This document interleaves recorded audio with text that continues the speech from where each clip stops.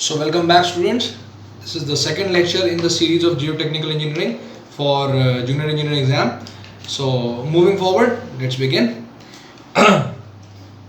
तो पहला क्वेश्चन है इस लेक्चर में, this deals with a new law which is known as Stokes law.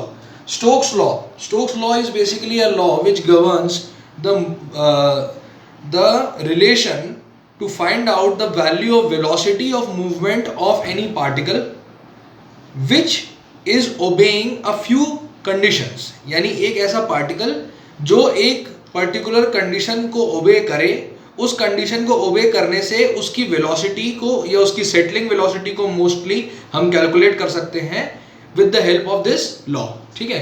अब पूछा ये गया है कि स्टोक्स लॉ के को वैलिडेट करने के लिए एक कंडीशन क्या है which is particle size range. यानी स्टोक्स लॉ किन साइज के पार्टिकल्स के ऊपर वैलिड होता है. तो याद रखना है, स्टोक्स लॉ वैलिड होता है 0.2 mm से लेकर 0.0002 mm की साइज तक. अगर वो पार्टिकल इस रेंज में आ रहा है तो हम स्टोक्स लॉ को अप्लाई करके उसकी वेलोसिटी को हम निकाल सकते हैं, सेटलिंग वेलोसिटी को. अब आप कहेंगे सर पार्टिकल सेटल क्यों करेगा?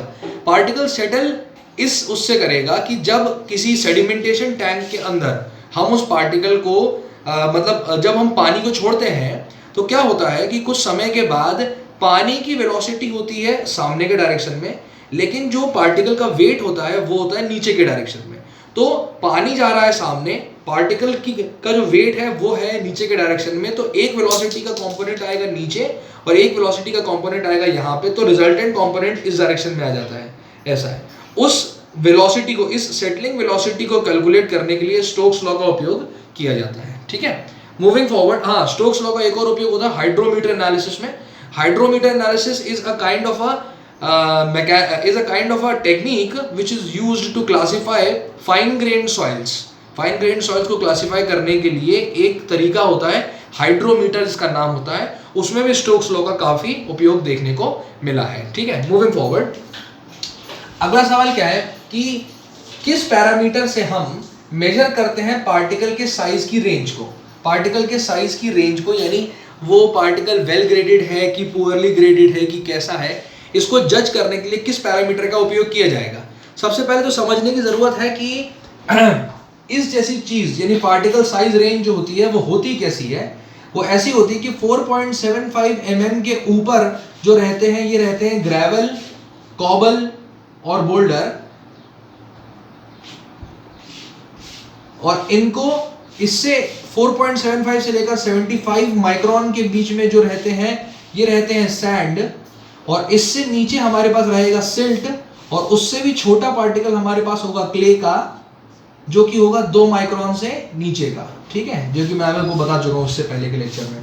तो this is the particle size distribution. जो मैंने पहले बताया, वेदरिंग करके पार्टिकल अलग अलग साइजेस में बट जाते हैं, तो वो इस प्रकार की साइजेस में रहते हैं. ठीक है. Boulder, cobble, gravel, sand, silt और क्ले, ये रहता है हमारे पास हिसाब. इसमें से 2 रहते हैं, यानी ये 75 माइक्रोन और 4.75 माइक्रोन, ये दोनों लिमिट्स जो है ये आपको याद रखनी है. ये सीव की लिमिट्स है. ये क्या है? सीव की. इतनी की सीव यानी छन्नी, इतने साइज की जो छन्नी है उससे हम इसको क्लासिफाई करते हैं. अब किया क्या जाता है इसमें ऐसे किया जाता है, मैं आपको बता रहा हूँ बेसिकली क्या बता रहा हूँ. I am telling you the course grand soil classification with the help of gradation curve की मदद से. अभी मैं आपको ग्रेडेशन कर्व समझाने की कोशिश करूंगा. मैंने पहले आपको साइजेस बता दिए कि पार्टिकल की साइज की रेंज क्या क्या है, ये मैंने आपको बता दिया. अब मैं आपको बता रहा हूं कि कोर्स ग्रेन्ड सॉइल के क्लासिफिकेशन करने के लिए जो ग्रेडेशन कर्व उपयोग होता है वो कैसा दिखाई देता है और उसको किस तरीके से हम इंटरप्रेट करेंगे. ठीक है, तो देखते हैं जरा इस चीज को. ग्रेडेशन कर्व बेसिकली एक ऐसा कर्व होता है जो कर्व प्लॉट किया जाता है 2 चीजों के बीच में. पहला होता है size of particle, size of sieve, और दूसरा होता है परसेंटेज फाइनर. अब दोनों के बारे में मैं बताऊंगा. ये तो साइज ऑफ सीव आपको पता ही है कि कितने साइज के, मतलब साइज ऑफ सीव या साइज ऑफ पार्टिकल, ये दोनों सिनोनिमसली यूज किए जा सकते हैं, क्योंकि सीव के साइज को पार्टिकल के साइज से हम रिप्रेजेंट कर सकते हैं. ठीक है ना. इसमें अब देखिए क्या होता है, बेसिकली हम एक छन्नी लगाते अगर मान लेते हैं कि एक छन्नी ये लगाई हमने सीव, ठीक है, उस सीव के ऊपर मैंने मान लो कि 100 ग्राम सॉइल को डाला, ठीक है, जिसमें से 60% सॉइल यानी 60 ग्राम सॉइल ऊपर रह गई और 40 ग्राम सॉइल नीचे चली गई, ठीक है। तो ये जो सॉइल का साइज है, मान लेते हैं कि this is equal to some dx, यानी dx ये जो सीव का जो साइज है हमारे पास, ठीक है, अगर इसके ऊपर 60% सॉइल रह गई और 40% सॉइल इसके नीचे चली गई, तो इस dx को मैं रिप्रेजेंट करूंगा d60 से। d60 का मतलब होता है वो सीव का डायमीटर जिसके ऊपर क्या बोलते हैं 60%, सॉरी एक मिनट, इसको मैं रिप्रेजेंट करूंगा d40 से। d40 से इसलिए रिप्रेजेंट करूंगा बिकॉज ये वो सीव का साइज है जिसके नीचे 40% पार्टिकल्स गिर रहे हैं, यानी 40% फाइनर है इससे, इस सीव से, इस साइज से 40% फाइनर है। क्या है? 40% फाइनर है हमारे पास पार्टिकल। अगर वही चीज होती कि मान लेते हैं कि इसके ऊपर बचता मेरे पास 30% और नीचे बचता मेरे पास 70%, तो मैं क्या कहता इसी सीव को, then this sieve would have been called as D70, यानी इसी साइज को मैं कहूंगा कि 70% फाइनर है। अब देखिए मेरी बात समझना, आप कहोगे सर dx को ही दो नाम आप कैसे दे सकते हैं? dx को दो नाम मैं इसलिए दे सकता हूँ, ये वो dx मतलब ये सीव का साइज, ये मान लो कि ये कुछ भी साइज की हो सकती है, मान लो 4.75 mm की सीव है, तो 4.75 mm की सीव को मैं D40 भी कह सकता हूँ, D70 भी कह सकता हूँ, डिपेंडिंग ऑन द सॉइल। अगर उसी सॉइल को 4.75 mm की सीव से मैं पास करता हूँ और 40% फाइनर पास हो जाते हैं, तो मैं उसको कहूंगा कि this is D40 sieve for this soil. और अगर उसी सॉइल के लिए मैं कहूं कि 70% फाइनर इससे पास हो जाते हैं, तो इसको मैं कहूंगा D70, यानी एक ही सीव साइज को मैं D40 और D70 से रिप्रेजेंट करता हूं। समझ में आ गई मेरी बात? मैं क्या कह रहा हूं? अब ये तो तुम्हें D40, D60, D70 समझ में आ गया, यानी D बेसिकली क्या है? सीव का साइज है, और ये 40 क्या है? परसेंटेज फाइनर है, ठीक है। तो परसेंटेज फाइनर, ये वही परसेंटेज फाइनर है जिसको मैं y एक्सिस पे रिप्रेजेंट करता हूं, ठीक है, और ये वही D है जिसको मैंने अभी सीव के साइज में आपको यहाँ पे बताया, ठीक है। तो ये हो गए सीव के साइजेस और ये हो गई परसेंटेज फाइनर। मैंने आपको एक कॉन्सेप्ट तो क्लियर कर दिया। अब मूविंग फॉरवर्ड, क्वेश्चन ये कह रहा है कि क्या कौन सा ऐसा पैरामीटर है जिससे पार्टिकल साइज की रेंज के बारे में हम जज कर सकते हैं? तो बेसिकली दो पैरामीटर्स होते हैं हमारे पास, एक होता है कोफिशिएंट ऑफ यूनिफॉर्मिटी और दूसरा होता है coefficient of curvature. Coefficient of uniformity की वैल्यू होती है D60 डिवाइडेड बाय D10। अब क्या होती है इसको मैं डिटेल में बार बार नहीं बताऊंगा, ये आपको मैं बता चुका हूँ। D60 का मतलब क्या होता है, D10 का मतलब क्या होता है, ऐसा है। और ये कोफिशिएंट ऑफ कर्वेचर का फॉर्मूला होता है D30 का square divided by D60 into D10। अच्छा, ये दोनों चीजें एक ही सॉइल के लिए, फॉर वन सॉइल, मतलब एक सॉइल को मैं ये उसको सीव से जब पास कराऊंगा तब ये सारी वैल्यूज D60, D10, D30 ये सारी वैल्यूज मैं निकाल सकता हूं।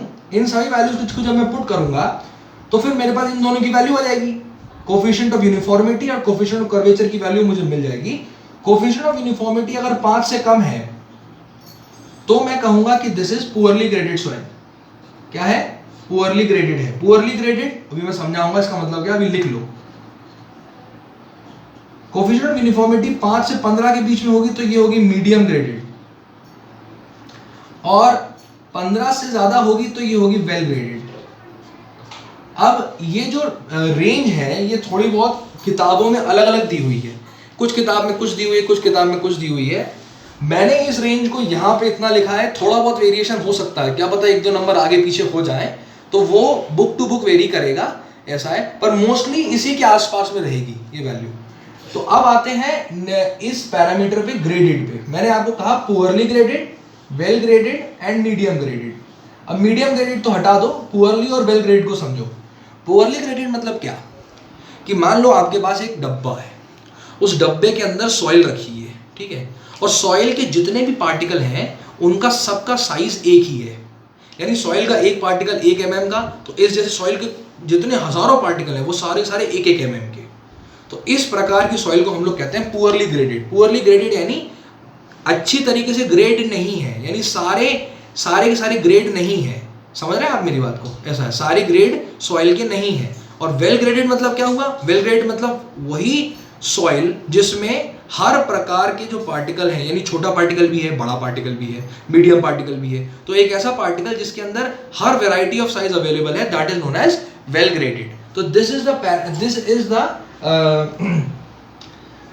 इज द ग्रेडेशन, यानी इसके बेसिस पर कोर्स ग्रेन सॉइल को क्लासिफाई किया जाता है। This is the classification of coarse grain soil, ठीक है, ये है।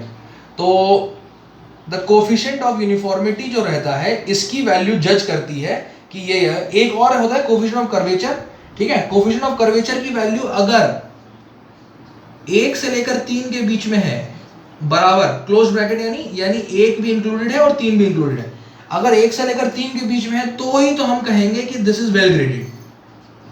अगर नहीं है तो इट इज पुअरली ग्रेडेड। मेरी बात समझ में आ गई मैं कह रहा हूं, ठीक है। This is coefficient of curvature and coefficient of uniformity.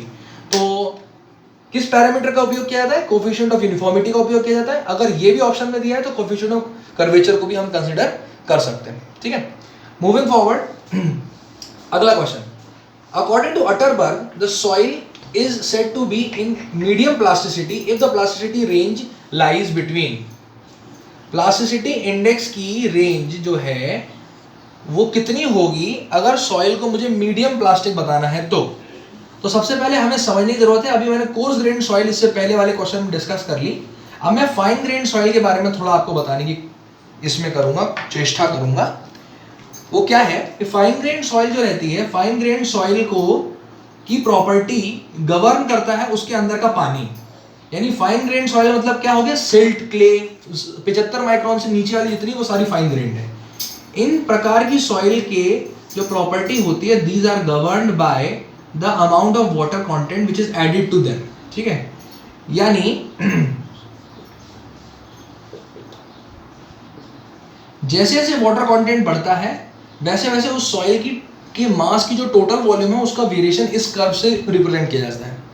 अब आप समझिए, मान लेते हैं this is 10, this is 20, this is 30, assume कर लेते हैं। अब मैं बताऊंगा ये क्या क्या है। This is known as shrinkage limit, this is known as plasticity limit and this is known as liquid limit. ये तीनों चीजें होती हैं यहाँ पे। अज्यूम कर लिया 10, 20, 30 है ओमेगा की वैल्यू परसेंटेज में हमने, ठीक है। सो अब देखते हैं ये है क्या चीज। बात यह है कि अगर पानी पहले 0 था, 0 से मैंने पानी अगर 10 के बीच में, अगर 0 पानी है तो मतलब ये मैं रिप्रेजेंट कर रहा हूं ड्राई स्टेट को, सूखी हुई सॉइल है। 0 से 10 तक जब मैं खींचूंगा तो पानी जब बढ़ेगा तो उसके वॉइड्स के अंदर ही भरेगा, वॉइड से एक्सीड नहीं करेगा पानी, ठीक है। तो इस स्टेज पे आते आते सॉइल जो होती है वो फुल्ली सैचुरेटेड हो जाती है, यानी ड्राई से लेकर इस स्टेज तक आते आते फुल्ली सैचुरेटेड हो जाती है, जस्ट फुल्ली सैचुरेटेड हो जाती है। किस पॉइंट पे, श्रिंकेज लिमिट पे। श्रिंकेज लिमिट पे मतलब डिग्री ऑफ सैचुरेशन कितना होगा, श्रिंकेज लिमिट पे 1 के बराबर, डिग्री ऑफ सैचुरेशन इज 1। अब इसके बियॉन्ड क्या होती है, now this soil is super saturated और इज सबमर्ज्ड। इसके बियॉन्ड जब हम लोग जाएंगे तो सॉइल क्या हो जाएगी, अपनी वॉल्यूम ऑफ वाटर जो होगा, this is going to exceed the volume of voids, ठीक है। तो पानी क्या है, सॉइल की सतह के ऊपर आना शुरू हो जाएगा क्योंकि वॉइड्स की वॉल्यूम तो भर चुकी है पहले से। तो इस पॉइंट से इस पॉइंट के बीच में 0 से लेकर 10 के बीच में जो सॉइल एक्ट करेगी, it will be acting as a solid. फिर श्रिंकेज लिमिट से प्लास्टिक लिमिट के बीच में this is the soil will be acting as semi solid. फिर प्लास्टिक लिमिट से लिक्विड लिमिट के बीच में the soil will be acting as plastic. और आखिरी में लिक्विड लिमिट के बियॉन्ड अगर पानी को मैं बढ़ा दूंगा तो the soil will be acting as a liquid, ठीक है। अब इतना तो मैंने आपको बता दिया, ये बिहेवियर है और नाम से ही इनके बिहेवियर की कैरेक्टरिस्टिक्स के बारे में पता चलता है। यहाँ तक सॉइल सॉलिड होती है, फिर सेमी सॉलिड होती है, फिर प्लास्टिक हो जाती है और प्लास्टिक के बाद वो लिक्विड की तरह एक्ट करने लगती है। तो ये मैंने तीनों आपको कंसिस्टेंसी जितनी, इन्हें कहते हैं consistency limits, these are known as consistency limits, ये आपको पता होनी चाहिए। अब आते हैं हमारे क्वेश्चन पे। क्वेश्चन ये कह रहा है कि प्लास्टिसिटी इंडेक्स होता क्या है। Plasticity index is represented by the term liquid limit minus plastic limit. यानी इस एग्जांपल में मैंने इसको 30 लिया, इसको 20 लिया, तो plastic limit is equal to 30 minus 20 is equal to 10। यानी पानी जब मैं 20% से बढ़ा के 30% तक करूंगा तो इस बीच में जो सॉइल होगी this will be acting as a plastic mass, ठीक है। अब ये जो रेंज होती है ना, ये रेंज के ज्यादा या कम होने से हम ये जज कर सकते हैं कि सॉइल की वैरायटी कैसी है। अगले क्वेश्चन में, ये 5वें क्वेश्चन में मैं इसी के बारे में आपसे बात करूंगा, अभी बता देता हूँ 5वां क्वेश्चन भी इसी के साथ ही डिस्कस हो जाएगा। 5वां क्वेश्चन ये कह रहा है कि how to identify soil based on plasticity index. Plasticity index के बेसिस पे कैसे हम आइडेंटिफाई करें। देखो जितना बड़ा प्लास्टिसिटी इंडेक्स होगा ना, उतना ज्यादा उस सॉइल के वाटर को एब्जॉर्ब करने की कैपेसिटी होगी, ठीक है। और जितनी ज्यादा वाटर को एब्जॉर्ब करने की कैपेसिटी होगी वो रिप्रेजेंट करेगा कि वो सॉइल फाइनर है, उतनी ज्यादा। तो जितनी ज्यादा आईपी की वैल्यू होगी उतना ज्यादा चांस होगा कि वो सॉइल क्या होगी, फाइनर होगी। मेरी बात समझ में आ गई। और जितनी कम आईपी की वैल्यू होगी तो हम कहेंगे कि सॉइल क्या हो गई, कोर्सर हो गई। क्या हो गई, कोर्सर हो गई।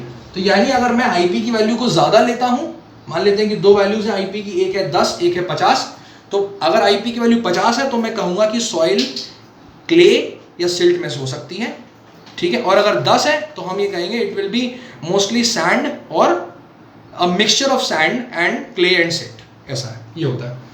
तो इससे मैं क्या जज करता हूं कि जब प्लास्टिसिटी इंडेक्स की वैल्यू मेरे पास ज्यादा होगी तो फाइनल होगा, जब कम होगी तो कोर्सर होगा। ये मैंने बता दिया आपको, 5वां क्वेश्चन हो गया। चौथे क्वेश्चन में भी इसी से रिलेटेड है, मैं तीसरे क्वेश्चन पे इसके बाद आऊंगा। चौथे क्वेश्चन में क्या है कि जब हम कोर्स पार्टिकल्स को सिल्ट और सैंड में, अगर कोर्स पार्टिकल जैसे सिल्ट और सैंड को अगर मैं क्ले में मिलाता हूं तो लिक्विड लिमिट पे क्या असर होने वाला है। तो ध्यान दीजिए, कोर्स पार्टिकल जैसे सैंड और सिल्ट को जब मैं मिलाऊंगा क्ले में तो क्या होने वाला है, कोर्सनेस सॉइल की बढ़ेगी। जब कोर्सनेस सॉइल की बढ़ेगी तो लिक्विड लिमिट क्या होनी चाहिए, तो प्लास्टिसिटी जो इंडेक्स है वो क्या होना चाहिए, कम होना चाहिए। प्लास्टिसिटी इंडेक्स अगर कम होना चाहिए तो ये दोनों जो लिमिट है ये क्या होनी चाहिए, पास आनी चाहिए। अगर ये दोनों पास आनी चाहिए तो इसका मतलब या तो लिक्विड लिमिट कम होना चाहिए या तो प्लास्टिक लिमिट बढ़ना चाहिए, दो में से कोई एक केस हो सकता है। समझ रहे हैं मेरी बात को, फिर से समझ लीजिए। कोर्सर पार्टिकल को डालने से, क्ले में कोर्स पार्टिकल को मिलाने से क्या होगा, उसकी कोर्सनेस बढ़ेगी। कोर्सनेस बढ़ेगी तो आईपी की वैल्यू कम होगी, आईपी की वैल्यू कम होगी, इसका मतलब ये दोनों पास आएंगे, ये दोनों पास आएंगे तो लिक्विड लिमिट क्या होनी चाहिए, कम होनी चाहिए, प्लास्टिक लिमिट क्या होनी चाहिए, बढ़नी चाहिए। तो अल्टीमेटली इसका आंसर क्या होगा, इफेक्ट क्या होगा लिक्विड लिमिट पे, लिक्विड लिमिट कम होगी, ठीक है। तो I have complete question number 4 also, ठीक है। अब आते हैं ये मीडियम प्लास्टिसिटी। तो आईपी की वैल्यू जो रहेगी जब ये 7 से लेकर 17 के बीच में रहती है तब मैं ये कहता हूं कि it is a medium plastic soil. इससे कम में हम लोग कहेंगे कि इट इज लो प्लास्टिसिटी, ये परसेंटेज में वैल्यूज हैं। इससे ज्यादा होगी तो I am going to say it is high plasticity, ठीक है। तो this is was all which I would like to tell you. तो क्वेश्चन नंबर 3, 4 और 5 हमारे कवर हो गए हैं। क्वेश्चन नंबर 6 पे आते हैं। कासाग्रांडेज अपैरेटस क्या पता करने के लिए यूज किया जाता है। इसी डायग्राम से ही पूरी की पूरी चीज हो जाएगी, मेरी बात समझना। लिक्विड लिमिट को पता करने के लिए 2 अपैरेटस यूज किए जाते हैं। एक होता है कासाग्रांडे अपैरेटस और दूसरा होता है कोन पेनिट्रेशन टेस्ट। कासाग्रांडे के बारे में थोड़ा बहुत जान लीजिए कि कासाग्रांडे होता क्या है। कासाग्रांडे ये होता है कि एक छोटा सा इस प्रकार का एक बाउल होता है। हम उस बाउल के अंदर सॉइल के मास को भरते हैं और उस बाउल के सॉइल के जो मास है उसको बीचों बीच काट देते हैं और थोड़ा सा एक स्लिट बना देते हैं, स्लिट। अब फिर क्या करते हैं, हम एक नॉब होता है उसको घुमाते हैं। जब वो नॉब घूमता है तो ये जो वो होगा हमारे पास क्या, जो वेसल होगा, ये जो हमारे पास है, ये क्या करेगा, ऊपर नीचे होगा। जब ये ऊपर नीचे होगा तो क्या होगा, जो स्लिट जो हमने बनाया था ये क्या करेगा, क्लोज करेगा। क्या करेगा, क्लोज कर जाएगा, ठीक है। हमें ये देखना है हम इसको कितनी बार रोटेशन दें जिसने में वो स्लिट क्या हो जाए, क्लोज हो जाए, ठीक है।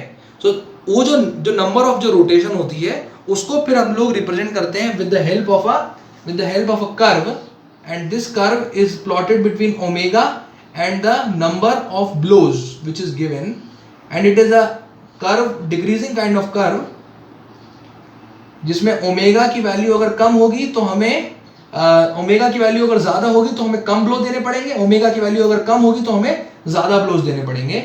ये log n वर्सेस ये सेमी लॉग का कर्व होता है, यानी ऊपर लॉग नहीं होता, नीचे वाले स्केल में लॉग का उपयोग किया जाता है। इसी कर्व की जो स्लोप होती है this slope is known as flow index. इसकी जो स्लोप होगी यानी थीटा, अगर मैं इसको लिख दूं तो tan theta will be equal to flow index. क्या कहते हैं इसको? Flow index. एक पैरामीटर मुझे आपको बताना था, IF से रिप्रेजेंट किया जाता है फ्लो इंडेक्स को, ठीक है। तो मैंने आपको बता दिया कि कासाग्रांडे में किस प्रकार से ये कर्व प्लॉट होता है, उससे फ्लो इंडेक्स कैसे आता है। फ्लो इंडेक्स का उपयोग करके एक और पैरामीटर हम निकाल सकते हैं, मैं यहां लिख देता हूं, ये लिखते जाइएगा साथ साथ में, सारे जो फैक्ट्स हैं काफी काम आएंगे आपके। तो फ्लो इंडेक्स का यूज करके हम एक और पैरामीटर निकालते हैं which is toughness index, and toughness index is equal to flow index divided by plasticity index. Flow index को प्लास्टिसिटी इंडेक्स से जब मैं डिवाइड करूंगा तो एक नया पैरामीटर आएगा which is known as toughness index, ठीक है। तो मैंने आपको बता दिया फ्लो इंडेक्स के बारे में, कासाग्रांडे के बारे में, कोन पेनिट्रेशन के बारे में और टफनेस इंडेक्स के बारे में, 4 चीजों के बारे में बात हो गई। अगली चीज, जिस तरीके से हम कासाग्रांडे का उपयोग करते हैं लिक्विड लिमिट को पता लगाने के लिए, उसी तरीके से प्लास्टिक लिमिट को पता लगाने के लिए हम उपयोग करेंगे एक मेथड का जिसे हम लोग कहते हैं 3mm थ्रेड मेथड। क्या कहते हैं? 3mm थ्रेड मेथड का उपयोग किया जाता है प्लास्टिक लिमिट को निकालने के लिए। इसके बारे में डिटेल जानने की जरूरत नहीं है आपको। और श्रिंकेज लिमिट को हम लोग निकालते हैं by the use of a simple formula, and that formula is represented as, shrinkage limit को निकालने के लिए I am going to use mathematical formula that is gamma water divided by gamma dry -1/g is equal to shrinkage limit. यहाँ पे gamma dry क्या है? Dry unit weight, gamma water unit weight of water, g is the specific gravity of soil solids. और एक और चीज यहाँ से निकल के आती है, वो क्या कि gamma dry upon gamma water को एक और टर्म रिप्रेजेंट करता है which is known as shrinkage ratio. इसे हम श्रिंकेज रेशियो भी कहते हैं इस चीज को, ठीक है। तो एक टर्म मैंने आपको बता दिया, तो this is how we are going to find out. तो इससे आपका क्वेश्चन नंबर 6 सॉल्व हो जाएगा। मूविंग फॉरवर्ड क्वेश्चन नंबर 7 पे आते हैं। क्वेश्चन नंबर 7 कह रहा है कि अगर एक जमीन की सतह है, उसके ऊपर एक तालाब बना हुआ है, ठीक है, ग्राउंड सरफेस के ऊपर पानी स्टोर्ड है और उस पानी के लेवल में फ्लक्चुएशन आ रहा है, तो हमें बताना है कि उससे टोटल स्ट्रेस और न्यूट्रल स्ट्रेस और इफेक्टिव स्ट्रेस में क्या फर्क पड़ेगा। तो देखिए समझिए, ये जमीन की सतह है, इस जमीन की सतह के ऊपर मैंने एक वाटर टेबल यहाँ शो कर दिया। अगर ये वाटर टेबल और मैं कहता हूं कि इस लेवल पे मुझे टोटल स्ट्रेस, न्यूट्रल स्ट्रेस और इफेक्टिव स्ट्रेस का वेरिएशन देखना है, तो सबसे पहले जानने की जरूरत, टोटल स्ट्रेस क्या होता है? कुछ नहीं होता, इस लिमिट के ऊपर जितनी सॉइल है और जितना वाटर है, इसका जो टोटल वेट होगा divided by per unit area is known as the total stress. Water is the pressure which is going to act at this level by the hydrostatic pressure variation, जो हमने fluid mechanics में पढ़ा है, उससे जो value आती है this is the pore water pressure और द न्यूट्रल प्रेशर। और आखिरी होता है मेरे पास इफेक्टिव स्ट्रेस। ये बहुत इंपॉर्टेंट है because effective stress is a quantity which is immeasurable, इसको आप मेजर नहीं कर सकते। It is a imaginary quantity which is nothing but the sum of the stresses in the normal direction acting at this particular level, ठीक है। इतना ज्यादा technical terms में घुसने की जरूरत नहीं है, बस इतना समझने की जरूरत है। Effective stress is nothing but the difference of total stress and the neutral stress, ये होता है, ठीक है। अब आप समझिए, क्वेश्चन कह रहा है कि अगर जमीन से ऊपर अगर पानी की सतह यहाँ है और अगर ये सतह मान लेते हैं या तो बढ़ गई, मान लेते हैं यहाँ पे कम होने पे भी वही चीज होने वाली है, हम तो बढ़ा देते हैं इसको। अगर बढ़ गई तो क्या होगा? इनिशियली क्या था कि टोटल जो हमारे पास स्ट्रेस आ रहा था वो इतने पानी और इतने सॉइल की वजह से आ रहा था। अब टोटल जो स्ट्रेस आएगा वो इतने पानी और इतने सॉइल की वजह से आएगा, तो टोटल स्ट्रेस क्या हो जाएगा? बढ़ जाएगा। इतना तो समझ रहे हो मेरी बात। और कितने अमाउंट से बढ़ेगा? इतने एक्स्ट्रा पानी के वेट से बढ़ेगा, है ना। अगर मान लेते हैं कि यूनिट एरिया को कंसीडर किया और इसका यूनिट वेट है गामा W और ये है h के बराबर, इसकी हाइट में इंक्रीमेंट है स्मॉल h, तो gamma W into small h will be equal to the increment in the value of total stress, ठीक है। मूविंग फॉरवर्ड अगर मैं बात करूं न्यूट्रल स्ट्रेस की, तो न्यूट्रल स्ट्रेस में भी क्या होगा? इंक्रीमेंट आएगा, न्यूट्रल स्ट्रेस भी बढ़ जाएगा। कितनी क्वांटिटी से? सेम क्वांटिटी से, क्योंकि हाइड्रोस्टैटिक प्रेशर वेरिएशन तो अब यहां से शुरू हो जाएगा, है ना। तो अगर ये भी बढ़ गया, ये भी बढ़ गया, तो इस फॉर्मूले में इसमें कुछ वैल्यू बढ़ी, इसमें कुछ वैल्यू बढ़ी, लेकिन वो सेम अमाउंट से बढ़ी। यानी ये मान लेते हैं सिग्मा प्लस 10 हो गया प्लस यू सिग्मा प्लस 10 हो गया, sorry minus times u sigma plus 10 हो गया। तो सिग्मा बार में क्या चेंज आया, कोई चेंज आया क्या, नहीं आया, यानी इफेक्टिव स्ट्रेस में कोई चेंज नहीं आएगा। इससे हम क्या समझते हैं कि ग्राउंड लेवल के ऊपर जब भी वाटर रहेगा उसमें कोई भी फ्लक्चुएशन आए तो टोटल स्ट्रेस बढ़ेगा, न्यूट्रल स्ट्रेस बढ़ेगा, इफेक्टिव स्ट्रेस नहीं बढ़ेगा। ये बात समझ आ गई मैं क्या कह रहा हूँ? ये रहेगा इसका क्वेश्चन, बहुत फेवरेट क्वेश्चन है, बहुत बार आ चुका है, हर टाइप के कॉम्पिटिटिव एग्जाम में आता है, आपको ये पता होना चाहिए, याद रहना चाहिए ये रिजल्ट आपको, ठीक है। तो moving forward, second last question, एक फॉर्मूला पूछा गया है आपसे क्रिटिकल हाइड्रोलिक ग्रेडियंट का, मैं लिखा नहीं यहाँ पे कि क्रिटिकल हाइड्रोलिक ग्रेडियंट का फॉर्मूला है in terms of specific gravity and void ratio. Critical hydraulic gradient क्या होता है? क्रिटिकल हाइड्रोलिक ग्रेडियंट वो ग्रेडियंट होता है, ग्रेडियंट बेसिकली होता क्या है? ग्रेडियंट ये होता है कि जब भी जैसे मान लेते हैं कि एक सॉइल का मास है, उस सॉइल के मास के अंदर से, एक सॉइल का मास है, उस सॉइल के मास के अंदर से पानी को फ्लो करना है। तो जब पानी को फ्लो करना है तो पानी तभी फ्लो करेगा जब एक लेवल पे जो टोटल एनर्जी होगी वो क्या होगी, वो ज़्यादा होगी एज कंपेयर टू जिस लेवल पे हमारे पास जो एनर्जी है वो कम है, ठीक है।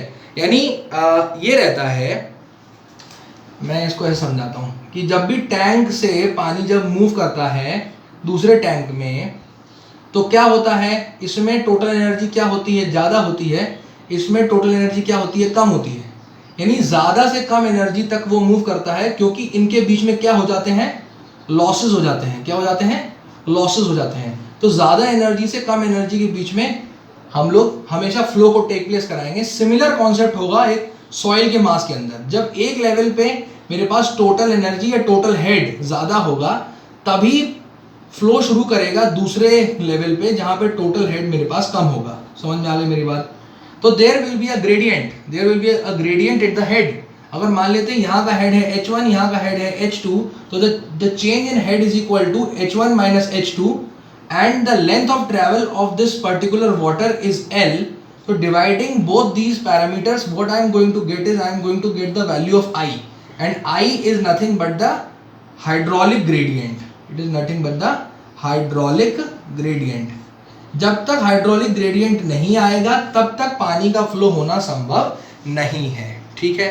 अब आते हैं क्वेश्चन पे। क्वेश्चन कह रहा है कि क्रिटिकल हाइड्रोलिक ग्रेडियंट की वैल्यू को बताइए। क्रिटिकल हाइड्रोलिक ग्रेडियंट क्या होता है? क्रिटिकल हाइड्रोलिक ग्रेडियंट वो ग्रेडियंट होता है जिस ग्रेडियंट के प्रेजेंस होने के पर सॉइल के अंदर क्या होगा, सॉइल के अंदर लिक्विड लाइक प्रॉपर्टीज आ जाएंगी, यानी उसकी शेयर स्ट्रेंथ वो खो देगा। ये केस होता है तब जब एक सॉइल के मास के नीचे से पानी ऊपर साइड में फ्लो करेगा, तब क्या होगा कि एक पॉइंट ऐसा आएगा जिसमें जब क्रिटिकल ग्रेडियंट रीच कर जाएगा, ऐसा है, तब मैं ये करूँगा कि इस सॉइल के जो पार्टिकल्स हैं ये सॉलिड की जगह पे कि ये ऐड करने लग जाएंगे एज अ लिक्विड।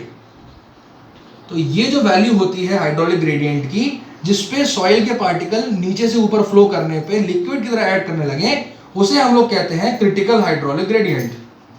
अब क्रिटिकल हाइड्रोलिक ग्रेडियंट का जो फॉर्मूला होता है वो बहुत सिंपल होता है, it is G-1/1 plus E। This is the value of critical hydraulic gradient in terms of specific gravity of soil solids and void ratio. E is the void ratio, G is the specific gravity of soil solids. अब आखिरी question वो भी इसी से related है, quick sand.